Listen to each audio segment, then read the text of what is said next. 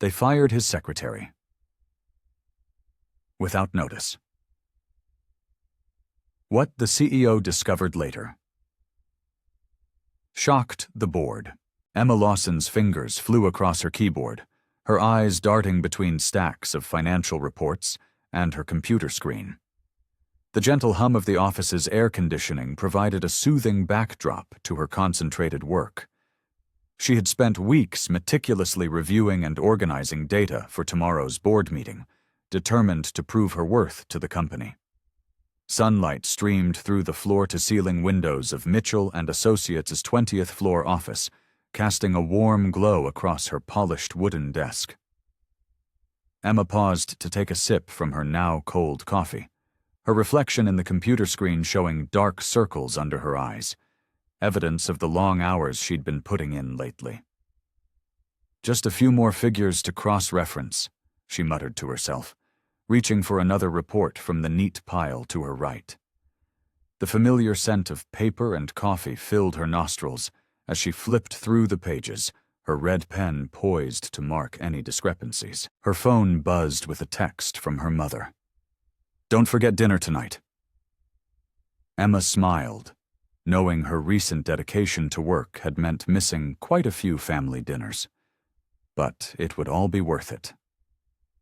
James Mitchell himself had commented on her thoroughness last week, and she felt sure her efforts wouldn't go unnoticed when review time came around. As she dove back into the reports, something caught her eye. Emma frowned, double-checking the numbers on her screen against the printed document. Her heart began to race as she noticed a pattern. Small discrepancies that individually seemed insignificant, but added up to something more concerning. "That can't be right," she whispered, pulling up additional files from the past quarter. The more she looked, the more her stomach tightened with anxiety. These weren't simple accounting errors. They appeared deliberate, carefully hidden within legitimate transactions. She heard footsteps approaching her office, the familiar confident stride of James Mitchell. Her pulse quickened as she quickly minimized the spreadsheet. Should she mention what she'd found? The thought made her palms sweat. The glass door swung open, and James Mitchell stood in the doorway, his usual warm smile replaced by an expression she had never seen before. His jaw was set, his eyes cold and distant. Emma's throat went dry as she noticed his tense posture and clenched fists. "Mr. Mitchell," she said, trying to keep her voice steady. "I was just finishing up the reports for tomorrow's meeting." She gestured toward the neat stack of papers on her desk, proud of her work despite the knot forming in her stomach. He stepped into her office, closing the door behind him. The click of the latch seemed unusually loud in the sudden silence. Emma's fingers curled around the arms of her chair as she watched him take another step forward. "Emma," he began, his voice unnaturally flat. "I've always appreciated your dedication to the company." The use of past tense made her heart skip a beat. She sat up straighter, her mind racing through possible scenarios, trying to understand what was happening. James Mitchell took a deep breath, his expression hardening further. "I'm sorry," he said, though his tone carried no warmth. "But we have to let you go." The words hit Emma like a physical blow. She opened her mouth to speak, but no words came out.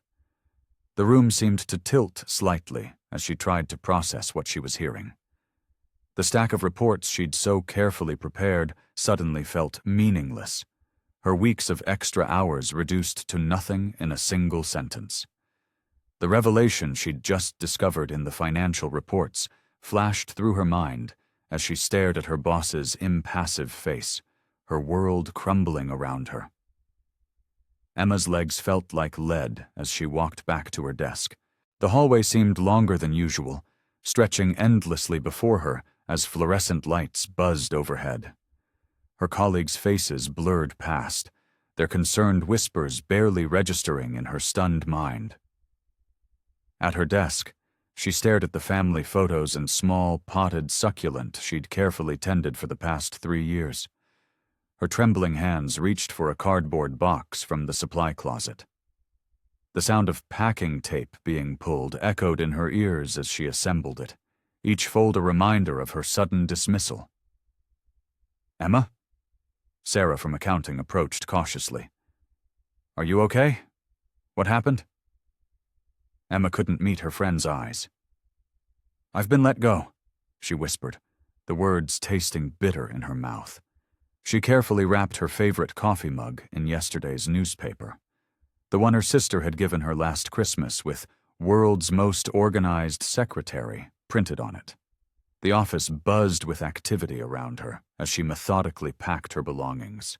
Her hands paused over the stack of financial reports she'd been reviewing. The mysterious discrepancies she'd discovered seemed to mock her now. Should she take them? Leave them? Her fingers hovered uncertainly before withdrawing. "Did he give you a reason?" Sarah asked, helping Emma pack her desk plants. Emma shook her head, fighting back tears. "Nothing. Just that they had to let me go." Her voice cracked on the last word. 3 years of dedication, countless late nights, and endless effort, all dismissed without explanation. As she walked toward the elevator, carrying her box of belongings, she glimpsed the conference room through its glass walls. Board members were filing in, their faces serious. Through the glass, she could see James Mitchell gesturing animatedly, his usual composed demeanor replaced by something more agitated. The elevator doors opened with a cheerful ding that felt out of place in her world of sudden uncertainty. As she stepped inside, she heard snippets of conversation from passing employees. Just like that? Without warning? But she was his most trusted. Something must have happened. In the lobby, the security guard who had greeted her every morning for 3 years now watched uncomfortably as she surrendered her access card. "Take care, Miss Lawson," he said softly, sliding her card into a drawer. Meanwhile, upstairs in the conference room, the emergency board meeting was in full swing. Board members exchanged confused glances as James Mitchell paced at the head of the table. "The decision was necessary," he stated firmly, though his eyes wouldn't meet anyone's gaze. "That's all you need to know." But James, Patricia Warren, head of human resources, interjected. "There's nothing in her file. No warnings, no disciplinary actions. Her performance reviews were exemplary." The room filled with murmurs of agreement. Several board members shuffled through papers, searching for any documentation that might explain the sudden termination. "I said the decision is final," James snapped, his knuckles white as he gripped the back of his chair. The uncharacteristic display of emotion sent ripples of unease through the room. As the meeting dispersed, board members gathered in small clusters, their whispered conversations echoing through the hallways. No one had answers, only questions, and the mysterious dismissal of Emma Lawson became the subject of intense speculation throughout the office. Emma sat cross-legged on her living room couch, still wearing her comfortable pajamas at 3 in the afternoon. Her laptop balanced precariously on a cushion, while scattered papers covered her coffee table. Outside, the world continued its busy pace, but inside her apartment, time seemed to stand still. "It just doesn't make sense," she muttered, running her fingers through her unwashed hair. The morning sun filtered through her curtains, highlighting the dust particles dancing in the air. Her cat, Max, dozed nearby, offering silent company during her 3rd day of unemployment. Her phone showed no missed calls, not from HR, not from her colleagues, and certainly not from James Mitchell. The silence felt deafening. Emma reached for her now cold cup of coffee, her 4th of the day, and took a sip while scanning through her old work emails. "Outstanding work on the quarterly reports," one email from James read, dated just 2 weeks ago. "Your attention to detail is invaluable to this company." Emma's throat tightened. She'd saved every complimentary email, each one a testament to her dedication. Her eyes burned from staring at the screen, but she couldn't stop. There had to be something she'd missed, some clue to explain her sudden dismissal. Her sister Kate had called yesterday, offering support and suggesting maybe it was time for a fresh start. "Sometimes these things happen for a reason," she'd said. But Emma couldn't shake the feeling that something was terribly wrong. She opened her personal drive, where she'd kept copies of her work files, a habit born from years of being extra careful. The familiar spreadsheets and reports filled her screen. As she clicked through them, something caught her eye. A report from 3 months ago showed different numbers than she remembered. Emma sat up straighter, her heart beginning to race. She pulled up another file, then another. Small discrepancies jumped out at her, numbers that didn't quite match, dates that seemed slightly off. These weren't the files she remembered handling. "This can't be right," she whispered, reaching for her notebook. Her hands trembled slightly as she began jotting down figures. The differences were subtle, easy to miss if you weren't looking for them. But Emma had always been good with numbers, and these weren't adding up.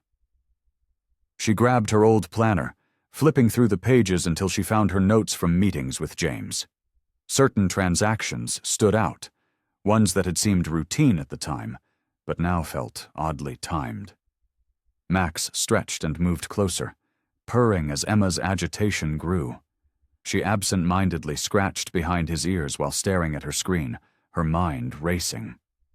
The numbers danced before her eyes, forming patterns she hadn't noticed before. "Something's not right here," she said aloud, her voice breaking the apartment's silence. The stack of reports she'd copied before leaving the office now seemed to hold more significance. Emma reached for them with shaking hands, comparing them to the digital versions. The differences were small, but unmistakable. Account numbers that didn't match their records, transactions that appeared to be duplicated but with slight variations. Her years of experience in financial documentation screamed that these weren't simple clerical errors. A chill ran down her spine as she realized what she might be looking at. The word fraud flashed through her mind, unwanted but impossible to ignore. Had she stumbled onto something she wasn't supposed to see? Was this why she'd been so abruptly dismissed? Emma's fingers hovered over her keyboard as a new thought formed. What if her termination wasn't about her performance at all? What if it was about what she might have discovered? Emma's dining room table had transformed into a makeshift investigation board. Papers spread across its surface like fallen autumn leaves, each containing fragments of what was becoming a disturbing puzzle. Her laptop hummed steadily beside stacks of highlighted documents, its screen displaying multiple spreadsheets. "There it is again," she murmured, circling another figure with her red pen. The transaction, dated 3 months ago, showed a transfer of $250,000 to an offshore account. On the surface, it looked legitimate, labeled as a consulting fee for international services.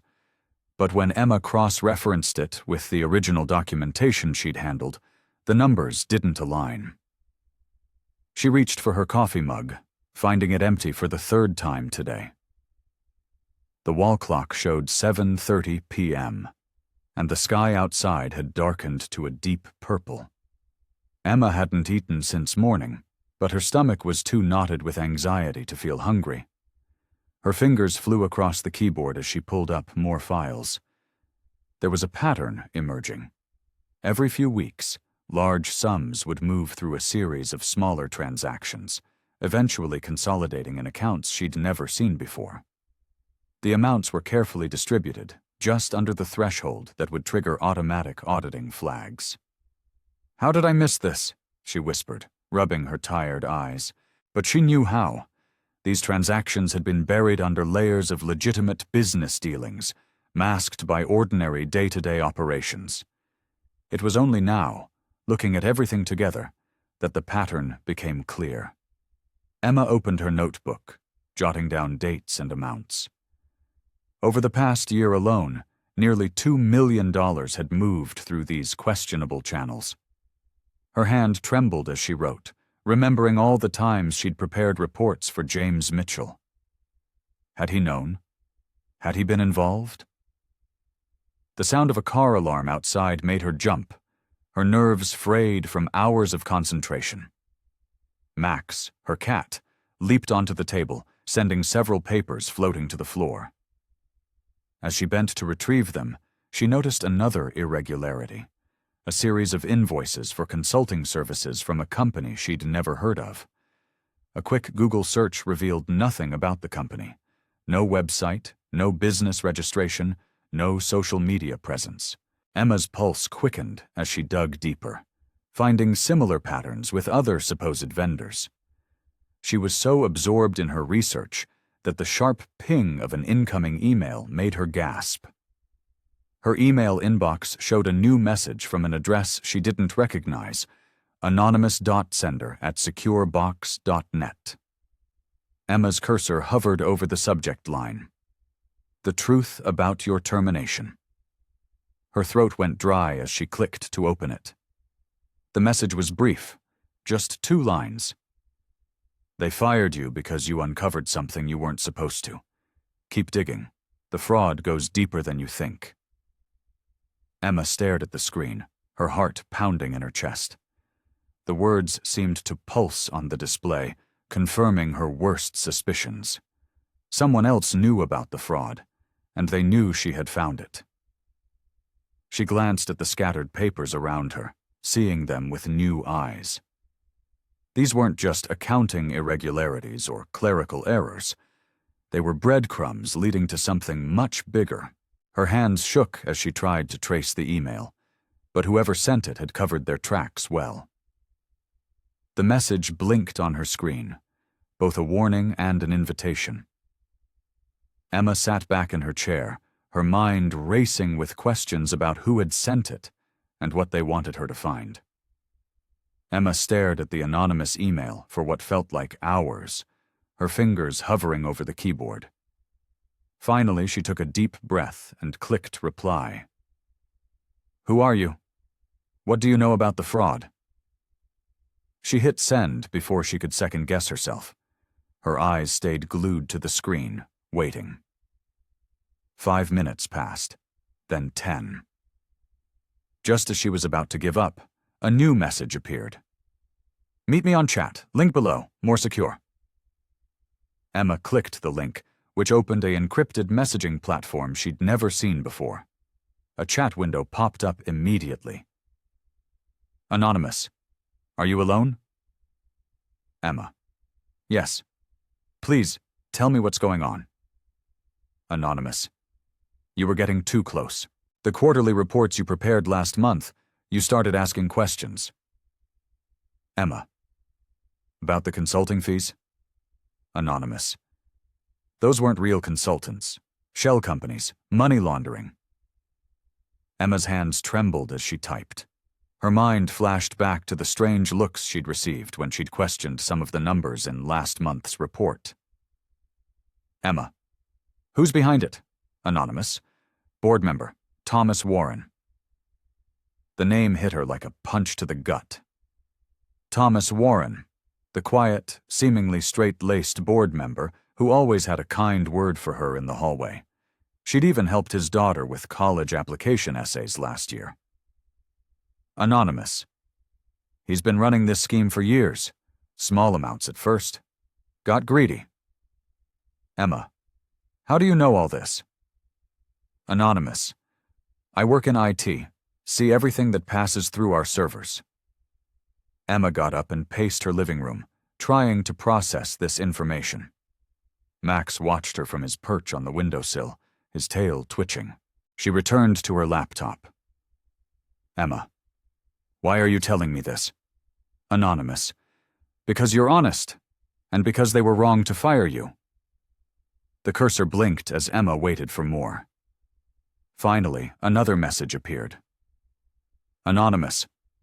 Warren saw your notes about the discrepancies. Convinced Mitchell to fire you before you could dig deeper. Mitchell didn't know why. Just trusted Warren's judgment. Emma remembered James Mitchell's uncomfortable expression when he'd fired her. The way he wouldn't quite meet her eyes. It made more sense now.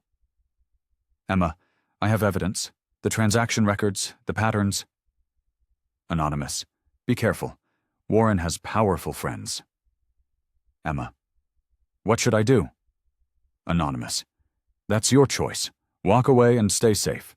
Or fight back with what you know. Emma's fingers hovered over the keyboard again. The implications of both options weighed heavily on her mind. Walking away meant letting Warren continue his scheme, possibly stealing millions more. Fighting back meant risking everything, her reputation, her career, maybe even her safety. Anonymous. Whatever you decide, delete this chat. Use a VPN if you do more research. Don't trust anyone at the company. Emma. Thank you for telling me the truth. Anonymous. Good luck. You'll need it. The chat window closed automatically, leaving Emma alone with her thoughts and the damning evidence spread across her dining room table. Thomas Warren's face appeared in her mind. His friendly smile now seemed more like a mask hiding something sinister. She looked at the papers containing proof of his fraud, then at her phone. She could call the SEC right now, or she could pack everything away and pretend she never saw it. The choice loomed before her, each option carrying its own weight of consequences. Emma sat at her kitchen table, surrounded by printouts of financial records and transaction logs. The morning sun filtered through her curtains, casting long shadows across the evidence of fraud spread before her. Her coffee had gone cold, untouched since she'd poured it an hour ago. She picked up her phone, then set it down again. Picked it up once more. The thought of calling James Mitchell made her stomach twist into knots. But something about the anonymous source's message kept nagging at her. The part about Mitchell not knowing why he had to fire her. What do I have to lose? She muttered to herself, reaching for her laptop. Her fingers hovered over the keyboard for a moment before she began typing. Dear Mr. Mitchell, I hope this email finds you well. I understand that my termination was sudden, and while I respect the company's decision, I feel there are some things left unsaid. Would it be possible to meet and discuss what happened? I value the time I spent at the firm, and would appreciate some clarity about the situation. Best regards, Emma Lawson. She read it over 3 times, checking for any hint of accusation or bitterness. Finding none, she clicked send before she could change her mind. Emma spent the next hour organizing her findings into neat folders, trying to keep her mind off the email. Her phone buzzed twice with spam calls, making her heart jump each time. By lunch, she'd reorganized her entire kitchen just to stay busy. When her phone finally rang again at 2:43 p.m., she nearly dropped it.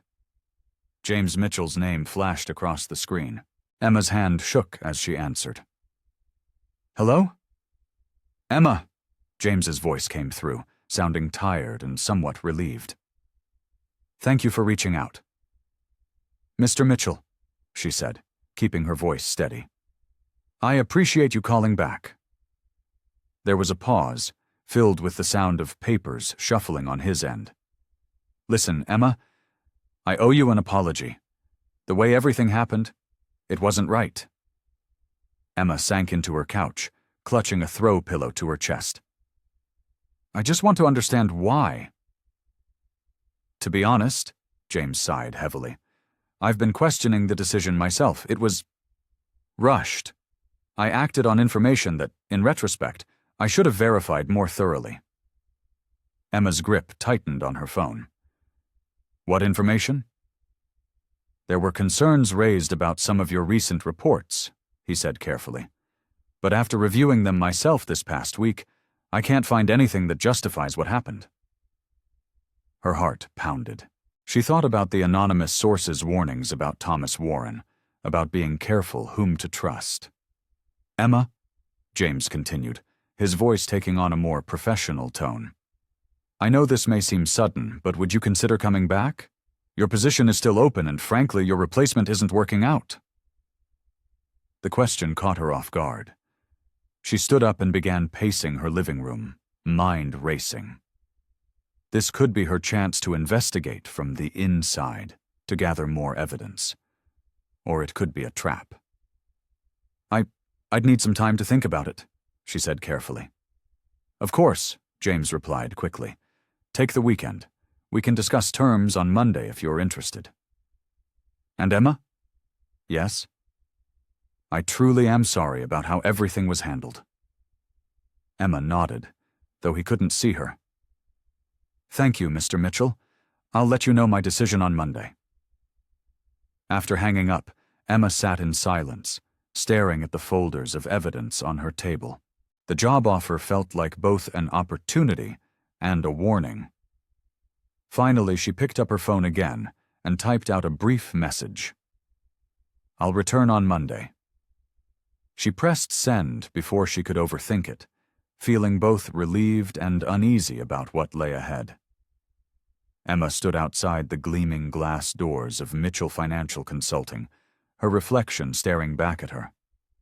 The familiar 20-story building that had been her workplace for 3 years now felt like a stranger's house. Her hands clutched her leather purse tighter as she took a deep breath.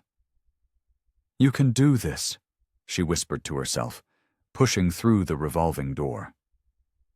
The lobby's marble floors echoed beneath her heels. The security guard, Ron, looked up from his desk and broke into a wide smile. Miss Lawson, welcome back. He waved enthusiastically, his weathered face crinkling with genuine warmth. Emma managed a small smile. Thanks, Ron. Good to see you. The familiar scent of coffee from the ground floor cafe mixed with the building's perpetual smell of leather and air conditioning. Everything looked exactly the same. The modern art pieces on the walls, the sleek furniture, the digital display showing market updates. Yet something felt different, like walking through a familiar room where all the furniture had been shifted slightly to the left. As she waited for the elevator, her stomach churned. The last time she'd been here, she'd left with a box of her belongings, fighting back tears. Now she was returning with more questions than answers. The elevator dinged, and Emma stepped inside.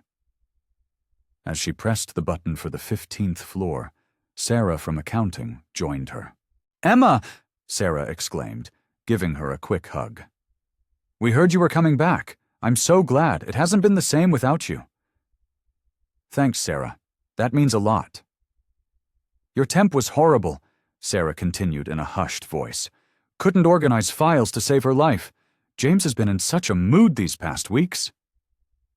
Emma nodded, trying to appear casual while her mind raced. Had James really been upset about her departure? Or was there more to it? The elevator opened to her floor, and Emma stepped out into the familiar open office space. Her old desk sat there, cleared and waiting. Several heads popped up from nearby cubicles. Emma's back! Welcome back. We missed you. Her colleagues gathered around, offering warm greetings and friendly touches on her arm. Mike from IT insisted on getting her computer set up right away. Linda from Human Resources appeared with paperwork and a genuine smile. We're so happy to have you back, Linda said, handing her a stack of forms. James asked me to get you settled in right away. As Emma sat at her desk, everything felt surreal. The chair was exactly as she'd left it, adjusted to her height. Her favorite pen holder still sat in the corner. Someone had even placed a fresh plant on her desk, a peace lily with a small "Welcome Back" card propped against it. James emerged from his office, walking over with a professional smile. Emma, glad to have you back with us. Once you're settled, stop by my office. We'll go over your responsibilities. Of course, Mr. Mitchell, she replied, noting how his smile didn't quite reach his eyes. As her colleagues gradually returned to their work, Emma began organizing her desk. Everything seemed perfect. Too perfect. The anonymous source's warnings echoed in her mind. The fraud evidence she'd discovered felt like it was burning a hole in her conscience. She glanced around the office, wondering which of these familiar faces might be involved in the cover-up. The warm welcomes and friendly smiles suddenly felt like masks, hiding secrets she had yet to uncover. Emma opened her computer and logged in, her fingers hovering over the keyboard. She was back, just as she'd planned. But as she sat in her perfectly adjusted chair, surrounded by the trappings of her old life, doubt crept in like a shadow. Something wasn't right, and she knew it. She just didn't know who she could trust to help her figure out what it was. Emma's fingers flew across the keyboard as she updated the quarterly reports. 2 weeks had passed since her return, and she'd thrown herself into her work with renewed determination. Every spreadsheet, every email, every meeting minutes, she handled them all with meticulous attention to detail. "Need any help with those reports?" Linda from HR asked, stopping by her desk with a steaming cup of coffee.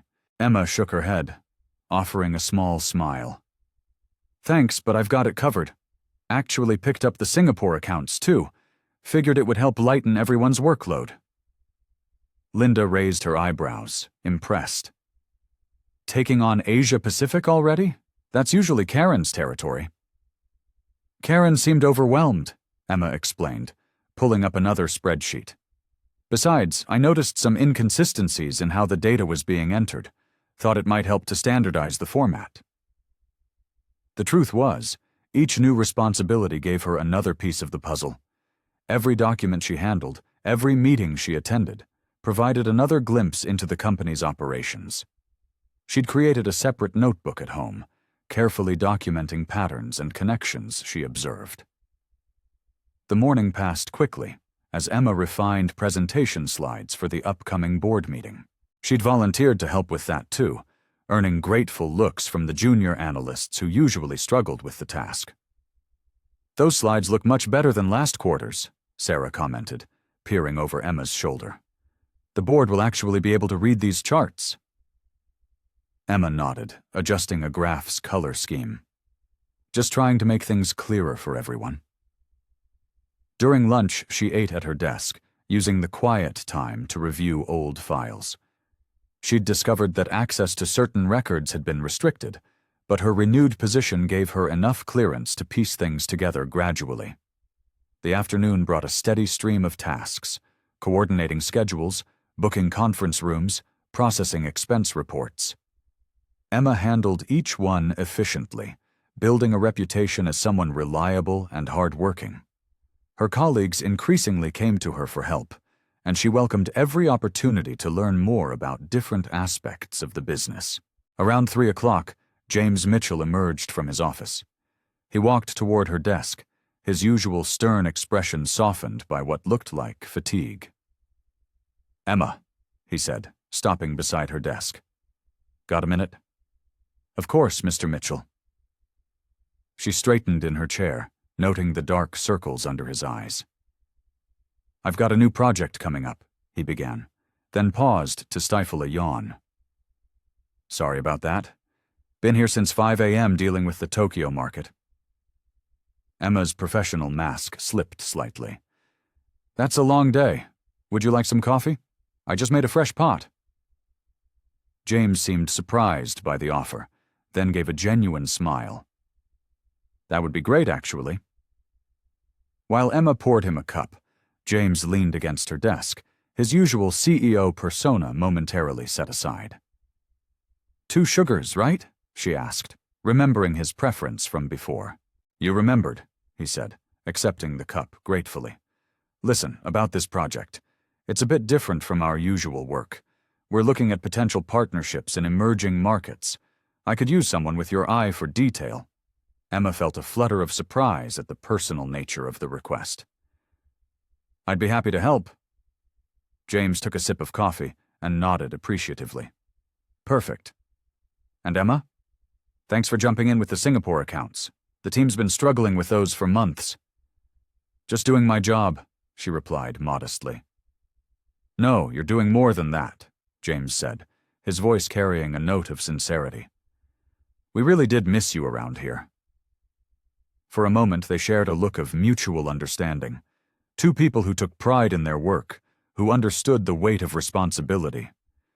Emma felt her guard lower slightly, reminded that beneath the corporate hierarchy, they were just people trying to do their best. The Emerging Markets Project consumed Emma's days. Her desk had become a maze of reports, market analyses, and demographic studies. James had given her a corner office to work from. Temporary, he'd said, but it felt like a step up from her old workspace. These projections for Vietnam look promising, James said one afternoon, leaning over her shoulder to study the spreadsheet on her screen. The scent of his cologne mingled with fresh coffee. How did you factor in the infrastructure challenges? Emma pulled up another document. I cross-referenced data from similar markets. Look at how Indonesia handled it 5 years ago. She pointed to a graph. Their growth pattern might help us predict what we're facing. James pulled up a chair beside her desk, their shoulders almost touching as they pored over the numbers. Smart thinking. You know, this reminds me of my first overseas project in Singapore. Really? Emma turned to face him, genuinely curious. Fresh out of business school, thought I knew everything. He chuckled, running a hand through his salt and pepper hair. The local team basically had to re-educate me from scratch, taught me more about humility than any classroom ever could. Emma smiled, recognizing the same humility in him now. My first job was at a small accounting firm in Ohio. The owner was this wonderful elderly woman who treated every client like family. She taught me that numbers aren't just numbers, they're people's dreams, their livelihoods.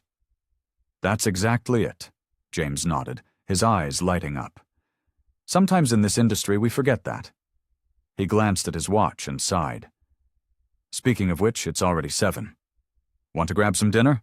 We could go over the rest of these projections. They ended up at a small Italian restaurant around the corner. Away from the office, James seemed different, more relaxed, his tie loosened, jacket draped over his chair. My wife used to love this place, he said quietly, studying the menu. Emma looked up, surprised. She'd never heard him mention a wife before. She passed away 3 years ago, James continued, his voice soft. Cancer. Sometimes I think that's when things started getting complicated at work. I threw myself into it, probably too much. I'm so sorry, Emma said, meaning it. She could see the pain in his eyes, still fresh after all this time.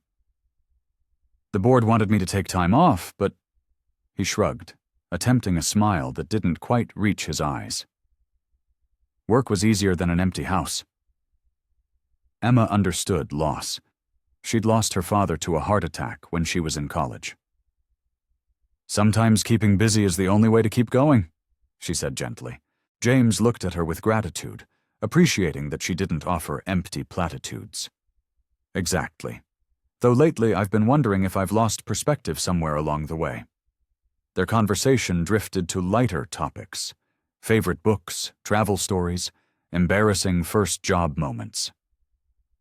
Emma found herself laughing at James's self-deprecating humor, seeing the human behind the CEO title. As they walked back to the office to collect their things, Emma felt the weight of her secret knowledge about the company's finances. James seemed so genuine, so honest in his vulnerability. Yet those suspicious transactions still nagged at her conscience. Thanks for listening, James said as they reached the lobby. It's been a while since I've talked to someone about, well, any of that. Emma smiled warmly, even as her heart felt heavy with unspoken doubts. Thank you for trusting me with it. Emma noticed the subtle changes in James over the next few weeks. His usual confident stride had given way to a distracted shuffle, and dark circles had formed under his eyes. During meetings, he'd stare out the window, his thoughts seemingly far away from the presentations and discussions at hand. One Tuesday morning, Emma was organizing files in the storage room adjacent to the conference room when voices drifted through the thin walls. She recognized James's voice immediately, followed by the sharp tone of Bernard Walsh, one of the senior board members. "The numbers don't lie, James," Bernard was saying, his voice tight with tension. "We're looking at a significant shortfall in the third quarter." "I'm aware of that," James replied, sounding tired. "But if we can we can't keep pushing this down the road. The board is getting nervous. Your recent decisions—" "My decisions?" James's voice rose slightly. "I've always acted in the company's best interests." Emma froze, a file folder suspended halfway to its shelf. She hadn't meant to eavesdrop, but their words caught her attention like hooks.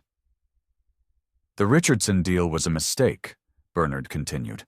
"We lost millions there, and now with these new market expansions—" "The Asian markets will pay off," James insisted, but his voice lacked its usual conviction. "We just need time." "Time isn't something we have in abundance right now." Their footsteps moved away from the wall, their voices becoming muffled. Emma released a breath she hadn't realized she'd been holding. The conversation played over in her mind as she finished filing the documents, each word adding another piece to a puzzle she couldn't quite solve. Later that afternoon, Emma watched James through his office window. He was on the phone, pacing back and forth, running his hand through his hair, a gesture she'd come to recognize as a sign of stress. When he emerged from his office, his face looked drawn. "Emma," he called out, approaching her desk. "About dinner tonight. I'm afraid I'll have to take a rain check." "Of course," she said, studying his face. The warm camaraderie they'd developed over the past weeks seemed overshadowed by whatever was weighing on him. "Is everything all right?" James attempted a smile that didn't reach his eyes. "Just some company issues that need my immediate attention. Nothing for you to worry about." He glanced at his watch, already turning away. "We'll reschedule soon." Emma watched him hurry down the hallway, his shoulders tense beneath his perfectly tailored suit. The contrast between this James and the one who had shared personal stories over Italian food was stark. Something was clearly wrong, but she couldn't bring herself to press him for details. She turned back to her computer screen, where financial reports from the Asian markets glowed back at her. The numbers were good. She'd triple-checked them herself. Yet Bernard's words about a significant shortfall echoed in her mind, along with the memory of those suspicious transactions she'd discovered before her firing. The office hummed with its usual afternoon activity, but Emma felt strangely isolated at her desk, caught between her growing trust in James and the nagging questions that refused to be silenced. Emma's computer pinged with a new email notification. Her mouse hovered over the inbox icon as she glanced around the quiet office. Most of her colleagues had already left for the day, leaving only the soft hum of the air conditioning and distant phone rings from other departments. The sender's address was a string of random numbers and letters. Her heart began to race as she opened the message. "The board isn't as united as they appear. Someone's orchestrating a cover-up, shifting blame to protect themselves. Follow the money trail from the Asian subsidiaries. Not everything is as it seems. Friend." Emma's hands trembled slightly as she read the message twice more. The timing was uncanny, considering James's earlier conversation with Bernard about the Asian markets. She minimized the email and pulled up the company's financial database, her fingers moving swiftly across the keyboard. The office grew darker as the sun set outside her window, but Emma barely noticed. She'd created a spreadsheet of transactions from the past 6 months, cross-referencing them with board meeting minutes and project approvals. Numbers danced across her screen as she dug deeper into the data. "This can't be right," she muttered, leaning closer to her monitor. The transactions from the Asian subsidiaries showed healthy profits, yet the main company books reflected losses. She discovered a pattern of funds being redirected through multiple accounts before disappearing into offshore holdings. Emma's throat felt dry as she connected more dots. The Richardson deal that Bernard had mentioned. She found similar discrepancies there. Money had been moved around in ways that made the losses appear much larger than they actually were.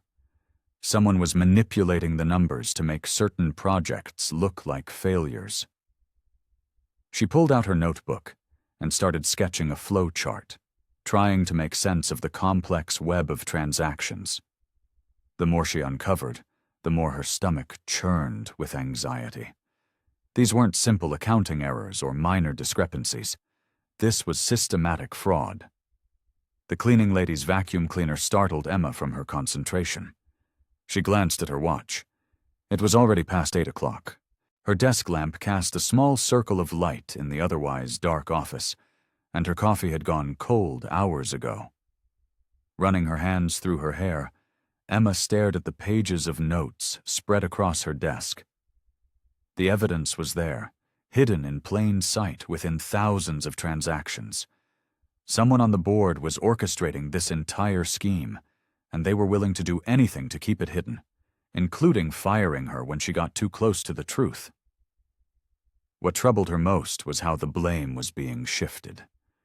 Projects that should have been successes were being painted as failures, and the financial pressure was falling squarely on James's shoulders.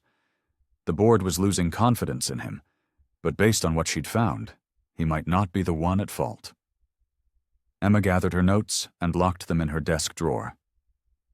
As she stood to leave, she felt the weight of her discovery pressing down on her shoulders. She was the only one who had seen through the deception, the only one who could piece together the full picture. But exposing the truth meant risking everything. Her job, her newfound relationship with James, and possibly even more. Emma stood outside James's office early the next morning, her evidence folder clutched tightly against her chest. Her heart thundered as she watched him through the glass walls, speaking on the phone while gesturing animatedly. After several deep breaths, she knocked on his door. James looked up and waved her in, holding up one finger to signal he needed a minute. Emma settled into one of the leather chairs facing his desk, arranging her documents while he finished his call. "Emma, what can I do for you?" James asked, setting down his phone with a tired smile. Dark circles under his eyes suggested he hadn't been sleeping well. "James, I need to show you something important." Emma's voice wavered slightly as she opened her folder. "I've been reviewing some financial records, and I've found some concerning patterns." James's smile faded. "What kind of patterns?" Emma spread out her carefully prepared spreadsheets and charts across his desk. "Look at these transactions from the Asian subsidiaries. The numbers don't add up. Someone's been manipulating the records to make successful projects appear as failures." The warmth in James's eyes disappeared entirely. He stood up, pushing his chair back with a screech. "What exactly are you implying, Emma? And why are you investigating company finances without authorization?" "I'm not implying anything," Emma said, trying to keep her voice steady. "I'm showing you evidence of fraud. Someone on the board is—" "Stop right there." James's voice turned sharp, cutting through the air like a knife. "Do you realize what you're doing? You're making serious accusations without proper context or authority." "But James, look at these numbers." Emma pointed to her flowchart. "The Richardson deal alone shows—" "The Richardson deal." James's face reddened. "That's confidential information you shouldn't even have access to. How did you get this?" Emma felt her chest tighten. This wasn't how she'd imagined this conversation going. "I still had access to the financial database when I returned. I noticed discrepancies and—" "So you took it upon yourself to play detective?" James crossed his arms, his expression hardening. "After everything I did to bring you back, this is how you repay my trust? By snooping around in confidential matters?" "I'm trying to help you," Emma protested, her voice cracking. Someone's deliberately making your projects look like failures. They're setting you up. That's enough! James slammed his hand on the desk, making Emma jump. You're jumping to wild conclusions based on incomplete information. This is exactly the kind of behavior that got you fired in the first place. Overstepping your boundaries, making assumptions. Emma felt like she'd been slapped. I thought you said my firing was a mistake. Maybe it wasn't. James's words hung in the air between them. He gathered up her documents and thrust them back at her. I suggest you focus on your actual job responsibilities, Emma, and delete any confidential information you shouldn't have. Emma's hands trembled as she took her papers. She stood up slowly, fighting back tears that threatened to spill over. I thought you'd want to know the truth. The truth? James laughed bitterly. The truth is that you're seeing conspiracies where there are none. Go home, Emma. Take the rest of the day off. Clear your head. Emma walked out of his office, her vision blurring. The few colleagues already at work avoided her gaze as she made her way to her desk. She gathered her purse and coat mechanically, feeling numb. As she waited for the elevator, Emma realized how alone she truly was.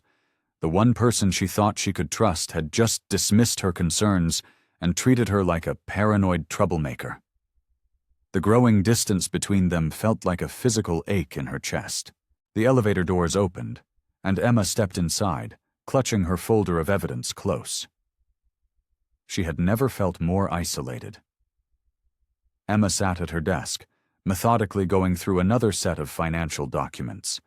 Her earlier confrontation with James still stung, but she couldn't let it go. Not when she knew something was wrong. Her computer pinged with a new email notification. Her breath caught when she saw it was from her anonymous source. With trembling fingers, she clicked it open. Inside was a single attachment, a PDF file labeled Board Meeting Minutes, Confidential. Emma glanced around the quiet office before downloading the file. As she read through the document, her heart began to race. There, in black and white, was evidence of board member Richard Thompson deliberately manipulating project outcomes. The minutes detailed his careful orchestration of failed ventures, specifically targeting James's initiatives. The room seemed to spin as Emma processed this information. Richard Thompson, the man who had mentored her when she first started at the company, the same person who had brought her coffee on difficult days and shared stories about his grandchildren. He had always seemed so genuine, so trustworthy. She scrolled further, finding records of offshore accounts and carefully hidden transactions. Each revelation felt like another punch to the gut. Richard had been systematically undermining James's position while presenting himself as a loyal supporter. This can't be real, Emma whispered to herself, but the evidence was undeniable. The numbers matched perfectly with the discrepancies she'd found. Richard's signature appeared on key documents authorizing the fraudulent transfers. Memories flooded back, casual conversations where Richard had subtly probed for information about James's projects, his frequent visits to her desk when she handled sensitive documents. It all made horrible sense now. Emma's hands shook as she printed the documents. She needed physical copies, evidence that couldn't be erased with a keystroke. As the printer hummed, footsteps approached her desk. Working late again, Emma? She froze at the sound of Richard's voice. Looking up, she met his familiar grandfatherly smile. But now she saw something else behind it, something calculated and cold. Just finishing up some reports, she managed to say, trying to keep her voice steady. Richard's eyes flickered to her computer screen, then to the printer. Anything interesting? Nothing special. Emma forced a smile, acutely aware of the damning evidence printing behind her. Richard stepped closer, resting his hands on her desk. His voice dropped low. I think we both know that's not true, Emma. You've been quite busy lately, haven't you? Digging into things that don't concern you. The friendly facade vanished completely. I had such high hopes for you, such potential, but you just couldn't leave well enough alone, could you? Emma's heart pounded, but she met his gaze steadily. The fraud concerns everyone in this company, Mr. Thompson, including the people whose jobs are at risk because of manufactured failures. My dear, Richard's voice turned sharp, you're playing a very dangerous game. A smart girl like you should know when to stay quiet. Think about your career, your future. Some things are better left alone. Emma stood up slowly, gathering the printed documents. Are you threatening me, Mr. Thompson? I'm offering you friendly advice. He smiled, but it didn't reach his eyes. Drop this investigation. Forget what you think you know, or I'm afraid things might become uncomfortable for you. Emma straightened her spine, clutching the documents tightly.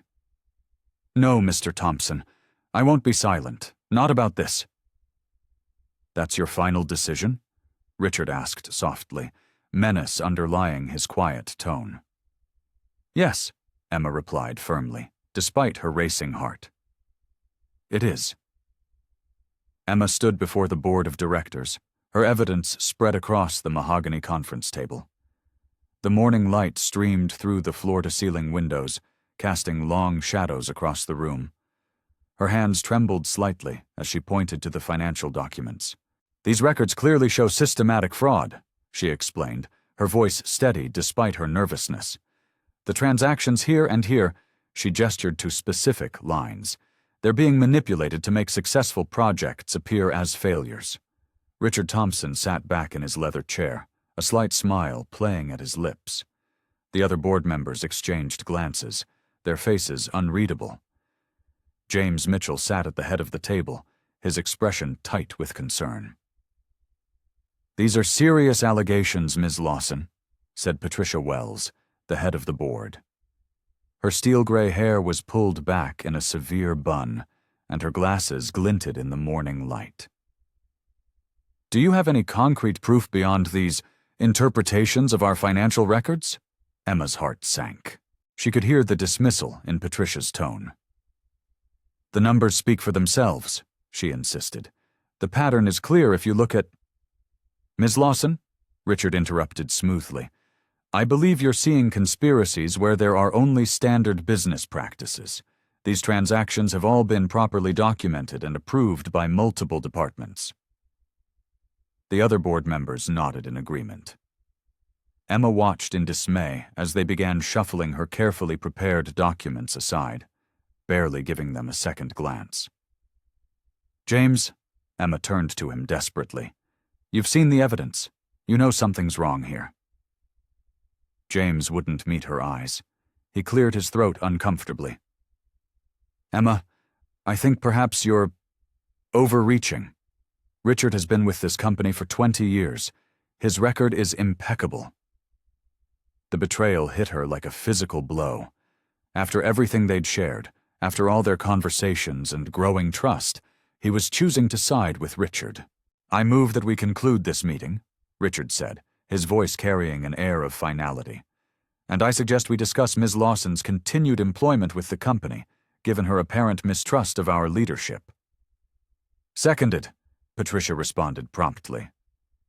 Emma watched helplessly as the board members rose from their seats, gathering their things. Her evidence lay scattered and ignored on the table, her weeks of careful investigation dismissed in minutes. Emma, Patricia's voice was cold. Please clear out your desk by the end of the day. Security will escort you out. The room emptied quickly, leaving Emma alone with the remnants of her failed attempt at justice. She gathered her documents with shaking hands, trying to hold back tears. Through the glass walls, she could see Richard speaking with James, both men pointedly avoiding looking in her direction. A security guard appeared at the door, waiting to escort her to her desk. Emma walked through the office with her head held high, despite the pitying glances from her co-workers. She packed her belongings mechanically, placing her personal items into a cardboard box. Pictures of company events, small gifts from colleagues, her favorite coffee mug, All reminders of a place she'd once felt at home. Now it felt like a stranger's office, cold and unwelcoming. The security guard followed her to the elevator, down to the lobby, and out through the revolving doors. Emma stood on the sidewalk, clutching her box of belongings, watching as people streamed in and out of the building. Just like that, she was on the outside again, but this time with the bitter knowledge that corruption had won. Her apartment felt empty and quiet when she finally made it home. Emma set the box down on her kitchen counter and sank into a chair, the full weight of the day crashing down on her. She had risked everything to expose the truth, and she had lost. The evidence was there, clear as day, but nobody wanted to see it. Nobody wanted to believe it. Emma sat at her small kitchen table, staring at her laptop screen. Her fingers hovered over the keyboard as she considered her next move. The morning sun filtered through her apartment windows, casting a warm glow on the scattered financial documents spread across the table. If the board won't listen, she muttered to herself, maybe someone else will. She opened a new browser tab and typed Mark Reynolds, journalist, into the search bar. His name had come up repeatedly in articles exposing corporate corruption. She clicked through several news stories he'd written, each one detailing thorough investigations into company scandals. His latest piece had uncovered embezzlement at a major tech firm, leading to multiple arrests. Emma's heart raced as she found his email address on his professional website. She took a deep breath and began typing. Dear Mr. Reynolds, I recently discovered evidence of significant financial fraud at Mitchell & Associates Financial Consulting. As a former executive secretary to the CEO, I have documentation showing systematic manipulation of financial records. The board has chosen to ignore this evidence, and I was terminated for bringing it to light. I believe this story would interest you, given your experience with corporate investigations. Sincerely, Emma Lawson. Her finger lingered over the send button. Once she did this, there would be no going back. The company, James, would see it as the ultimate betrayal. But hadn't they betrayed her first? She clicked send. To her surprise, Mark Reynolds responded within an hour.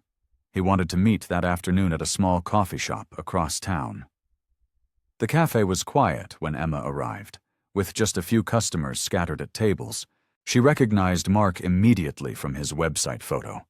Tall, with salt and pepper hair and wire-rimmed glasses. He stood when she approached his table. Ms. Lawson, he said, extending his hand.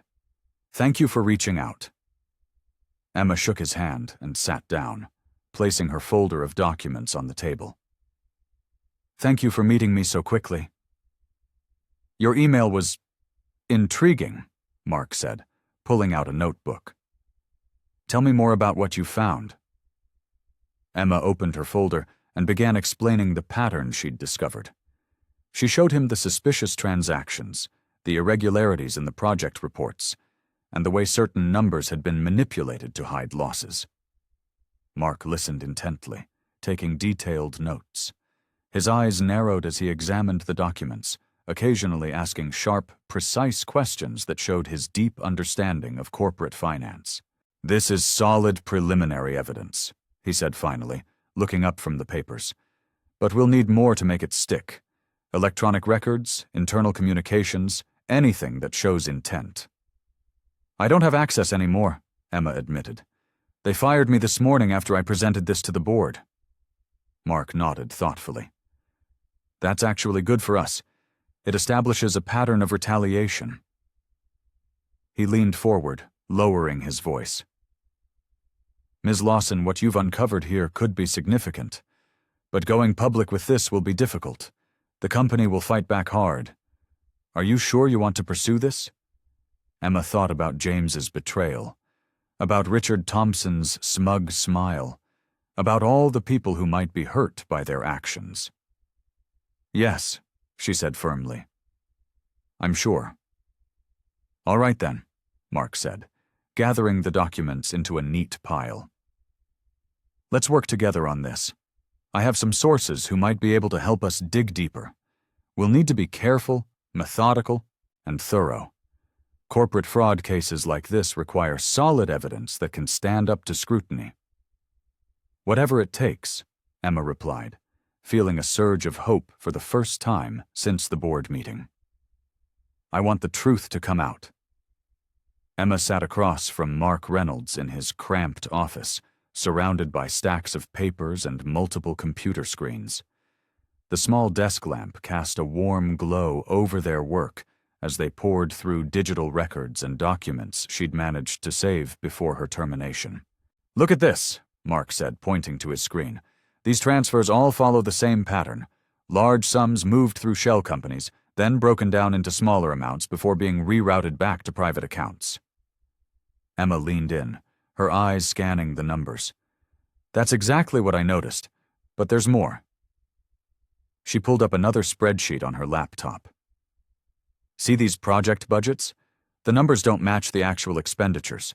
Someone's been padding the accounts. Mark nodded, scribbling in his notebook. Classic embezzlement scheme. They're siphoning money from legitimate projects and hiding it in plain sight. They worked through the afternoon, connecting dots and building a timeline. Emma's organizational skills proved invaluable as she helped Mark sort through years of financial data. Her hands trembled slightly as she realized the full scope of what they were uncovering. The board members must have known, she said quietly. There's no way they couldn't have noticed this. Unfortunately, that's often the case, Mark replied, rubbing his tired eyes. Corporate fraud usually requires multiple people looking the other way.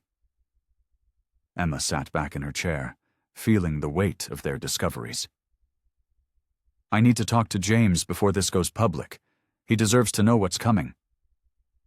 Mark looked concerned. Are you sure that's wise?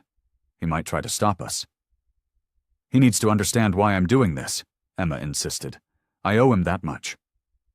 After finalizing their evidence and making copies, Emma texted James asking to meet at the Blue Cup, a quiet cafe they'd visited together during happier times. He agreed, though his response was brief and formal. The cafe was nearly empty when Emma arrived. Soft jazz played in the background as she chose a corner table, away from the few other patrons. Her manila folder sat heavy in her hands, filled with printouts that would change everything. James walked in wearing his usual crisp suit, but Emma noticed the dark circles under his eyes and the slight slouch in his usually perfect posture. He looked tired, worn down by the weight of his position. Emma, he said softly, sliding into the seat across from her. What's this about? She placed the folder on the table between them. I've been working with someone, James. A journalist. We've uncovered everything. His face paled as he opened the folder and began reading. Emma watched as his expressions shifted from confusion to shock to devastation. His hands shook slightly as he turned each page. How long have you known? He whispered. I started noticing discrepancies months ago, Emma replied, but I didn't understand what I was seeing until recently. James closed the folder and pushed it away, as if its mere presence caused him pain. The board. They've been pressuring me to ignore certain irregularities. I convinced myself it wasn't my problem, that someone else would handle it. It goes deeper than that, Emma said gently. The whole system is corrupt, James. Someone needs to stop it. He met her eyes, and she saw the moment he accepted the truth. His shoulders sagged, and he looked older than she'd ever seen him. You're right, he said, his voice barely above a whisper. This has to end. I can't keep pretending everything's fine. He reached for the folder with renewed determination. What do you need me to do? Emma and James sat in his office late into the evening, surrounded by stacks of documents and financial records. The city lights twinkled outside his window while they meticulously organized evidence for Mark Reynolds, the journalist who would break the story. We need to be strategic about this, James said, running his hands through his disheveled hair. "If we handle it wrong, hundreds of innocent employees could lose their jobs." Emma nodded, sorting through a pile of bank statements. Mark suggested we focus on the key players first, the board members who orchestrated the fraud. She pulled out a particular document and handed it to James. "Look at these signatures. Robert Thompson approved every single fraudulent transaction." James studied the paper, his jaw tightening. "Robert's been on the board for 15 years. I trusted him." He shook his head in disbelief. "How did I not see this?" "He was careful," Emma replied softly. "They all were. But now we have proof." They worked through their plan, identifying which documents would have the most impact while protecting innocent parties. Emma's attention to detail proved invaluable as she created a timeline of events, connecting each piece of evidence to specific board members. "The company's reputation will take a hit," James admitted, "but it's better than letting this continue." Emma looked up from her laptop. "Mark says timing is crucial. We need to release this before the quarterly shareholders' meeting next week." James stood and walked to the window, his reflection pale in the glass. "The shareholders deserve to know the truth. We'll need to have a crisis management team ready." They spent the next few hours preparing statements and organizing documents. Emma carefully scanned everything, creating digital copies that she encrypted and stored securely. James made calls to trusted legal advisors, preparing them for what was coming. The next morning, Emma met Mark at his office, bringing the organized evidence they'd prepared. The journalist's eyes widened as he reviewed their work. "This is incredibly thorough," Mark said, impressed. "Having the CEO's cooperation makes this even stronger." They spent several hours fact-checking and verifying sources. Mark worked diligently, crafting the story that would expose years of corporate fraud. Emma watched as he transformed their evidence into a compelling narrative that would be impossible to ignore. "It's ready," Mark announced late that afternoon. He turned his computer screen toward Emma, showing her the final draft. The headline read, "Corporate Corruption Exposed. Board Members' $1 Million Fraud Scheme." Emma read through the article, her heart pounding. Every detail was there, presented clearly and irrefutably. The evidence was damning, particularly against Robert Thompson, who had orchestrated the entire scheme. "When will it go live?" she asked. "Tomorrow morning, 6 a.m., Mark replied. "Prime time for maximum exposure." The next morning, Emma arrived at work early, her stomach in knots. At exactly 6, she watched as the story broke across major news outlets. Mark's article appeared first, followed quickly by others picking up the story.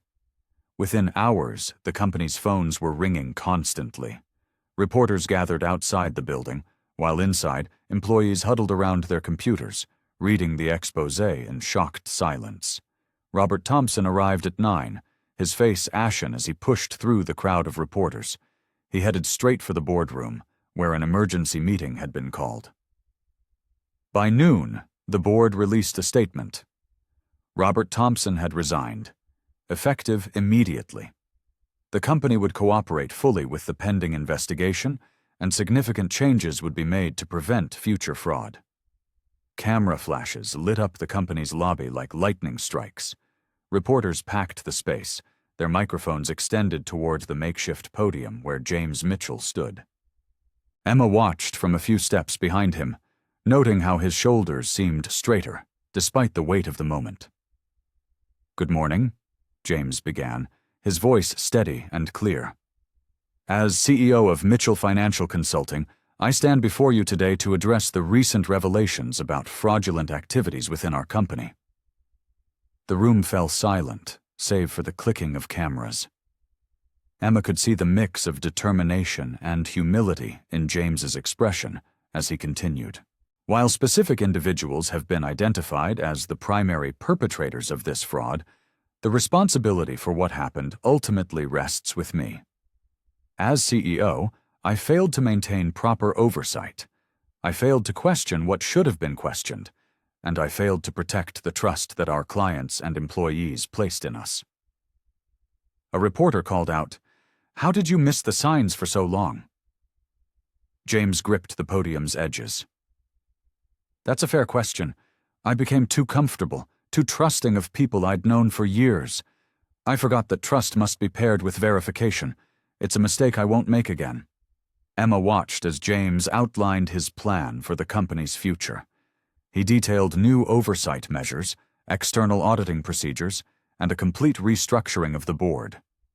His voice grew stronger as he spoke about rebuilding. "We will emerge from this crisis stronger and more transparent than ever. Every employee in this company deserves better than what they've experienced, and I intend to deliver on that promise." The press conference continued for another 30 minutes, with James answering questions directly and honestly. Emma noticed how he never deflected blame or made excuses. When the last question was answered, security began clearing the lobby. Later that afternoon, James called Emma into his office. The setting sun cast long shadows across the room, and he looked tired but relieved. "I couldn't have done this without you," he said, gesturing for her to sit. "You risked everything to expose the truth." Emma settled into the chair across from him. "I just did what was right." "No." James shook his head. "You did more than that. You could have walked away after we fired you. Instead, you came back and fought for the truth, even when I didn't believe you at first." "I learned something too," Emma admitted. "Sometimes doing the right thing means standing your ground, even when it's scary or uncomfortable." James smiled softly. "You know, when I first started this company, I had such clear values, such strong principles. Somewhere along the way, I lost sight of them. It took someone like you to remind me what really matters." "We all lose our way sometimes," Emma replied. "The important thing is finding our way back." They sat in comfortable silence for a moment, both reflecting on the events that had brought them here. The office felt different now, cleaner somehow, as if the truth had cleared the air.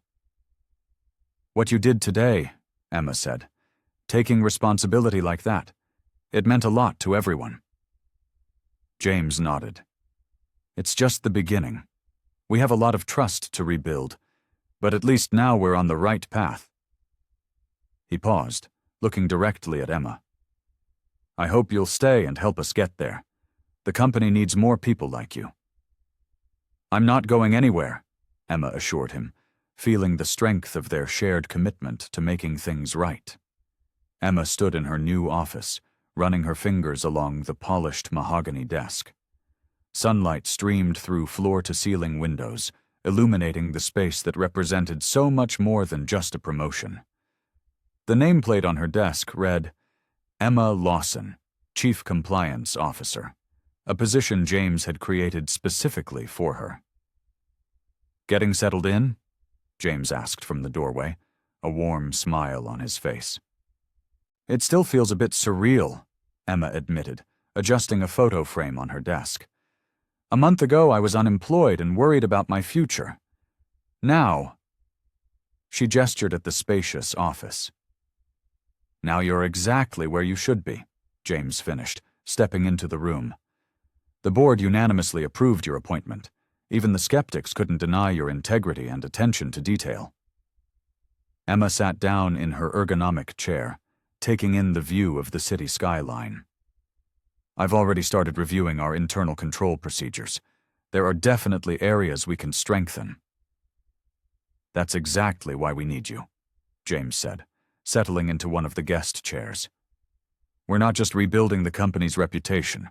We're creating a new standard for transparency in the industry."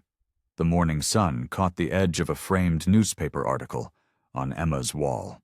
The headline read, "Mitchell Financial Consulting leads industry reform after fraud exposure." It was a reminder of how far they'd come and how far they still had to go. "I've scheduled meetings with all department heads for next week," Emma said, pulling up her calendar on her computer. "I want to understand their processes from the ground up." James nodded approvingly. "Perfect. And the new compliance team? I'm interviewing candidates tomorrow. We need people who aren't afraid to ask tough questions. Emma pulled out a folder containing resumes. I've already shortlisted several promising candidates. A gentle knock at the door interrupted their conversation. Sarah, Emma's new assistant, poked her head in. Sorry to interrupt, but the risk assessment team is ready for your meeting, Ms. Lawson. Thank you, Sarah, Emma replied, gathering her materials. She caught James smiling at her professional interaction. Look at you, he said, standing up. Already taking charge. You know, when I first hired you as a secretary, I saw potential, but you've exceeded every expectation. Emma felt a warmth spread through her chest at his words. Thank you for giving me this opportunity, James, for trusting me. You earned it, he responded simply. Every bit of it. As Emma walked toward the conference room, her heels clicking confidently on the marble floor, she felt a deep sense of satisfaction. Employees nodded respectfully as she passed, and she could feel the difference in how they viewed her now. She wasn't just the whistleblower anymore. She was a leader. In the conference room, her team was already assembled, ready to begin the day's work. As Emma took her place at the head of the table, she looked at the faces around her. All dedicated professionals committed to maintaining the highest standards of ethical business practices. Good morning, everyone, she began, her voice clear and assured.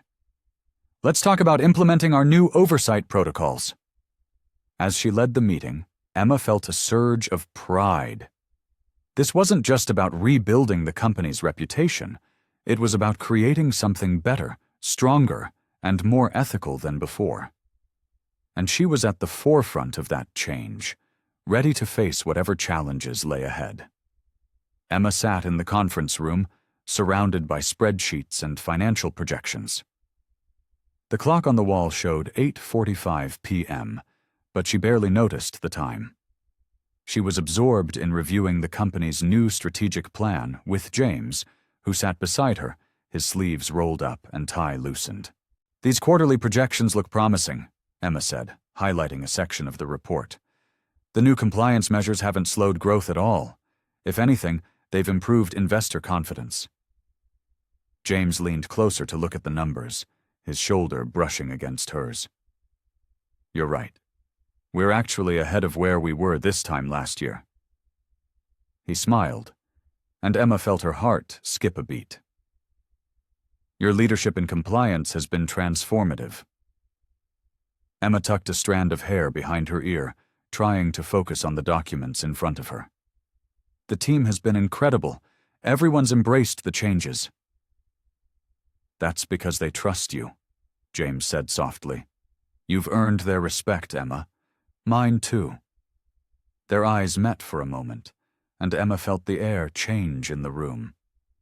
There was something different about how James looked at her now, something that went beyond professional admiration. I should show you the risk assessment reports, Emma said, breaking the moment. She reached for her laptop, but James caught her hand. We've been at this for hours, he said gently. Maybe we should call it a night. Emma glanced at their hands, still touching. You're probably right. I didn't realize how late it had gotten. They began gathering their materials, moving in comfortable synchronization. Emma noticed how natural it felt working with James, how they seemed to anticipate each other's thoughts and actions. Remember when you first hired me back? Emma asked, organizing papers into her folder.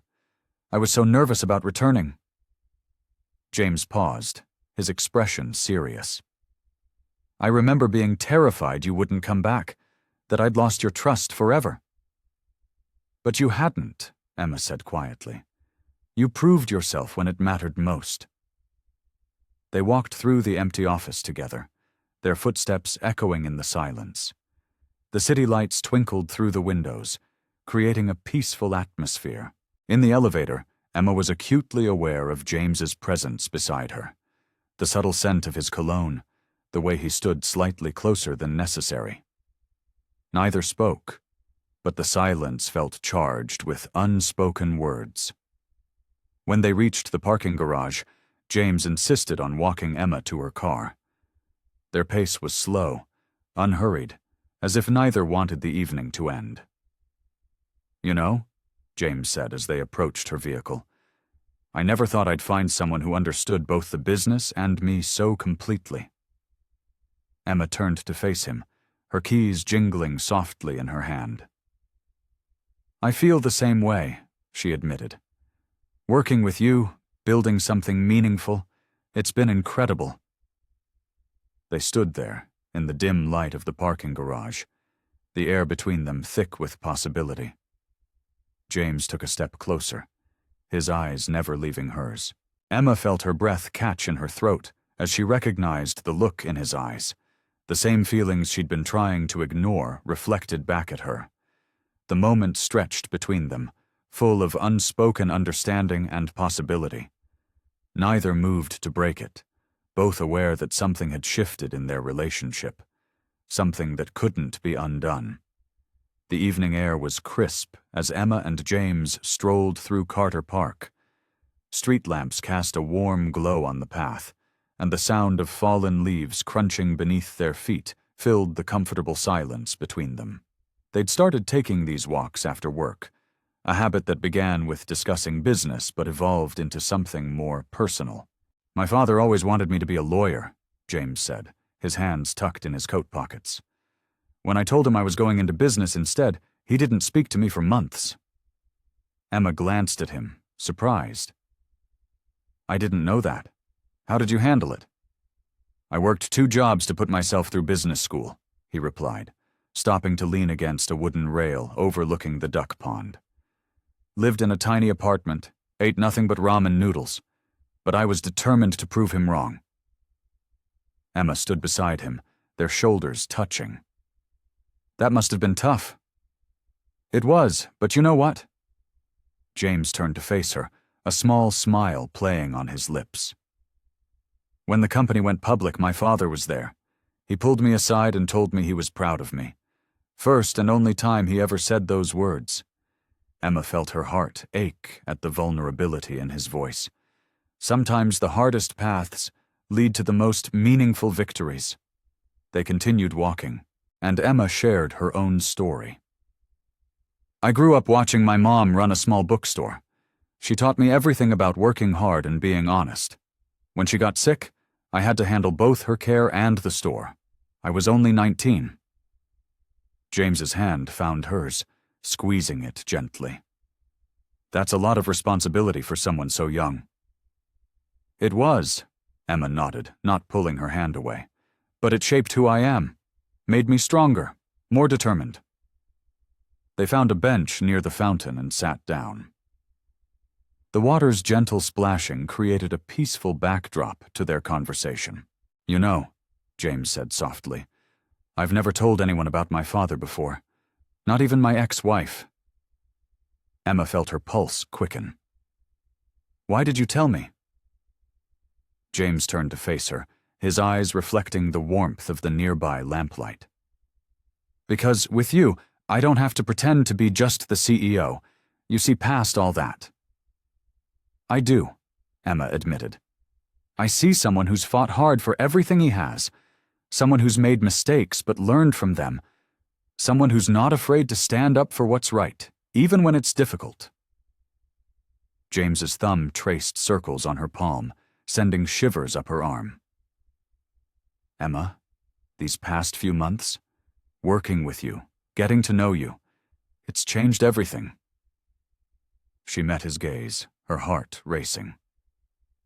"Everything?" "I've fallen for you," he said quietly, his voice barely above a whisper. "Not just as a colleague or friend. I think I've been falling for you since the day you came back to the company and helped me face the truth." Emma felt tears prick at her eyes. "James—" "You don't have to say anything," he started, but Emma shook her head. "I feel the same way," she said, her voice steady despite the emotions swirling inside her. "I've tried to deny it, to keep things professional, but—" "But?" James leaned closer, his free hand coming up to cup her cheek. but I can't pretend anymore. I've fallen for you too. The morning sun streamed through the floor-to-ceiling windows of Emma's new office, casting a warm glow across her desk. She smiled at the small, potted plant James had given her last week, a housewarming gift for her promotion to Chief Operations Officer. A gentle knock on her door made her look up. James stood there, holding 2 cups of coffee from their favorite cafe down the street. His tie was slightly crooked, and Emma fought the urge to reach up and fix it. "Thought you might need this," he said, placing 1 cup on her desk. "The quarterly reports came in this morning." "And?" Emma took a sip, savoring the rich flavor. "We're up 20% from last quarter." James's eyes sparkled with pride. "The board is thrilled. Your restructuring plan worked better than anyone expected." Emma felt a warmth spread through her chest that had nothing to do with the coffee. "We did it together," she reminded him. "Your leadership made all the difference." "Speaking of together," James perched on the edge of her desk, his hand finding hers. "Have dinner with me tonight? Not as your CEO, just as me." Emma squeezed his hand. "I'd love to." Throughout the day, Emma found herself stealing glances at James during meetings. She loved watching him work, the way he listened intently to everyone's ideas, how he managed to make even the newest intern feel valued. The company culture had transformed under their joint leadership, becoming more transparent and collaborative. During the afternoon strategy meeting, Emma presented the new compliance protocols she'd developed. As she spoke, she caught James nodding along, his eyes filled with admiration. Their relationship had deepened their professional partnership, each supporting and challenging the other to be better. "Outstanding work, Emma," said Sarah, one of the board members who had stood by them during the corruption scandal. "This is exactly what we needed." As the meeting wrapped up, James touched Emma's elbow. "Meet me on the roof at sunset?" he whispered. Emma nodded, butterflies dancing in her stomach despite herself. Later, as the day drew to a close, Emma made her way to the rooftop garden, another of their joint initiatives to improve employee well-being. James was already there, his jacket off, sleeves rolled up to his elbows. He was leaning against the railing, watching the sun paint the sky in brilliant oranges and pinks. "Beautiful evening," Emma said, joining him. "Even more beautiful now," James replied, wrapping an arm around her waist. They stood in comfortable silence, watching the city below transition from day to night. The past few months had been transformative, not just for the company, but for them personally. Their relationship had grown naturally, built on a foundation of trust and mutual respect. "Remember when you first came back to the company?" James asked, his thumb tracing circles on her hip. "I was so scared of losing everything, but really, I was about to gain something far more valuable." Emma leaned into him, resting her head on his shoulder. "We both were. Who knew that uncovering fraud would lead to all this?" "I'm grateful for it," James said softly. "For you. For us." The last rays of sunlight painted the sky in deep purples and blues, and the first stars began to twinkle above them. The city lights below created a sparkling tapestry, matching the joy Emma felt in her heart. They had rebuilt more than just a company. They had built something beautiful together, something real and lasting. As Emma stood there in James's arms, watching the day fade into night, she felt complete. They were partners in every sense of the word, facing whatever challenges lay ahead side by side. The soft glow of candlelight danced across their table at La Maison, an intimate French restaurant tucked away in a quiet corner of the city. Emma watched as James carefully poured her a glass of wine, his movements precise and thoughtful, just like everything else he did. "To us," he said, raising his glass, "and to second chances." Emma smiled, touching her glass to his. To second chances. The restaurant hummed with quiet conversation and the gentle clink of silverware. Their table, nestled in a cozy alcove, felt like their own private world. James had chosen this place specifically because it reminded him of their first real conversation outside of work, when they'd begun rebuilding trust. "I can't believe how much has changed," Emma said, taking a bite of her perfectly cooked salmon. "A year ago, I was sitting at home, wondering if I'd ever work again." James reached across the table, taking her hand. "I'm sorry about that time. I should have trusted you from the beginning." "Hey," Emma squeezed his hand. "We've been through this. We both did what we thought was right at the time." The waiter appeared with their dessert, a delicate chocolate souffle they'd agreed to share. Emma watched as James's face lit up at the sight. He had such a sweet tooth, something few people knew about the usually serious CEO. "The board meeting today was impressive," James said, savoring a spoonful of the dessert. "When you presented those quarterly numbers, I couldn't help but feel proud. Not just of the company's recovery, but of you." Emma felt her cheeks warm. "We make a good team." "The best," James agreed, his eyes soft in the candlelight. "You know, when we first started working together again, I never imagined we'd end up here. But now, I can't imagine it any other way." The evening passed in a comfortable blur of conversation and laughter. They talked about everything and nothing. Work achievements, funny stories from their childhoods, dreams for the future. Emma found herself marveling at how easy it felt, how natural. After dinner, they decided to take advantage of the mild spring evening and walk through the nearby park. The path was lit by vintage lampposts, casting warm pools of light on the cobblestones. James took Emma's hand, intertwining their fingers. "Remember when we used to avoid being alone together?" Emma chuckled. "Those awkward elevator rides." James groaned good-naturedly. "Don't remind me. I was so worried about saying the wrong thing, I probably came across as completely cold." "A little bit," Emma teased, "but I knew there was more to you than that." They paused by a fountain, its water creating a peaceful backdrop to the evening. Emma looked at their joined hands, then up at the man beside her.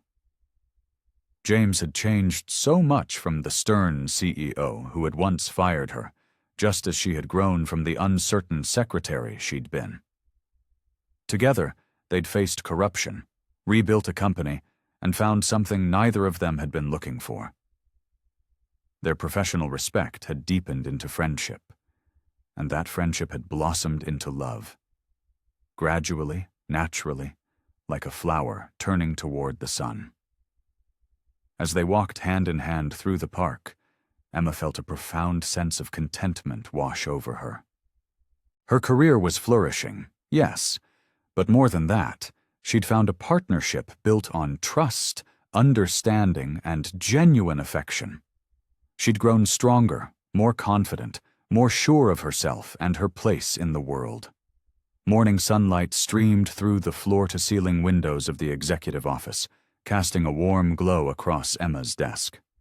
She smiled as she reviewed the latest quarterly reports, numbers that would have seemed impossible just a year ago. The company wasn't just surviving, it was thriving. A gentle knock at her door made her look up.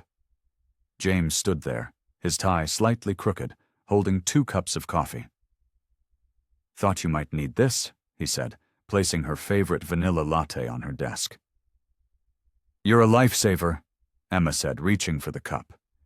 "Have you seen the latest figures from the Asian market?" James nodded, settling into the chair across from her desk. "Up 15% from last quarter. Your strategy is working perfectly."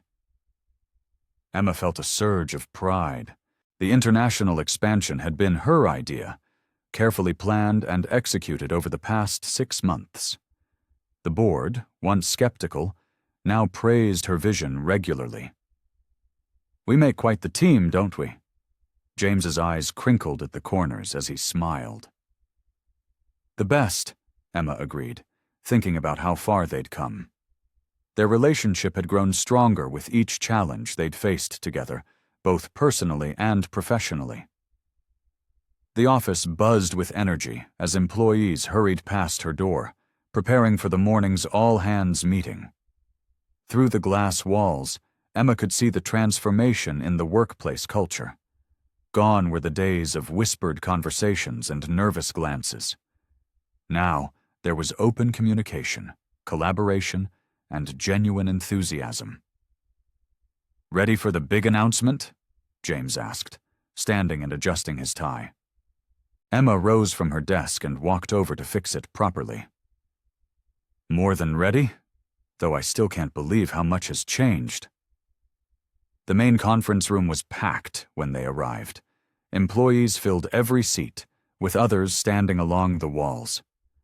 Emma's heart swelled as she looked at their faces. These people weren't just colleagues anymore. They were family. James took his place at the podium, his presence commanding yet warm. "Good morning, everyone. As you know, this company has been through quite a journey. But today, I'm proud to announce that we've not only recovered from our past challenges, we've exceeded all expectations." He gestured for Emma to join him at the front. As she walked up, she remembered her first day back after being fired, how uncertain everything had felt.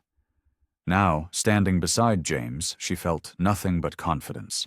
"None of this would have been possible without our incredible team," Emma addressed the room, "but especially without the leadership of someone who taught me that second chances can lead to first-place victories."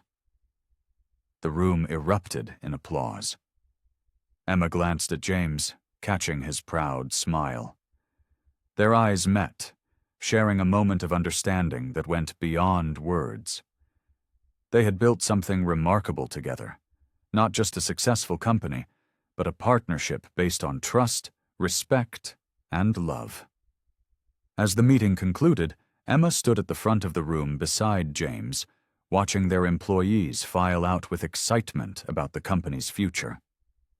The morning sun painted the city skyline in brilliant golds and blues through the windows behind them, a perfect backdrop to this moment of triumph.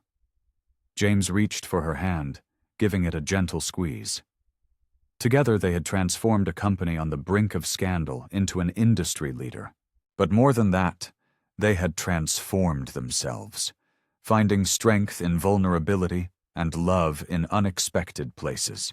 Emma looked at James, her partner in every sense of the word, and knew with absolute certainty that whatever challenges lay ahead, they would face them together.